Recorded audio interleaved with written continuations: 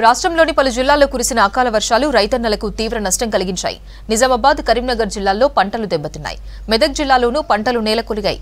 నిన్న రాత్రి ఈదురుగాలులతో కూడిన వర్షానికి మక్కచేలకు తీవ్ర నష్టం జరిగింది.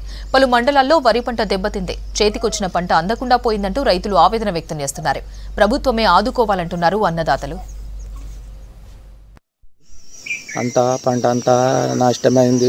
అంతా గాలికి ఒరుగుడు ఒరిగింది. అది ఇత్తులు కూడా పోసుడు, ఇప్పుడు ఇత్తులు పోసుడు మీద ఉంది. మొన్నటిదాకా వారలేదు, పారక వాన పడే వరకల్లా అంతా నేలకు ఒరిగింది. మొత్తము 30-35 వేల పెట్టుబడి నాకు శాతగాక మందులు కొట్టుడు, నాకు వాటం కాక కైకిళ్ళ పెట్టుడు, ఒక్కొక్కరికి 1000 రూపాయలు పెట్టి మందులు కొట్టిపించుడు. అప్పుడు మొత్తము మొయి రోగాలకు కొట్టిపించి జరలు వేసుడు మోపు ఆయన ఎకరాకు మొత్తం నేల పడ్డది.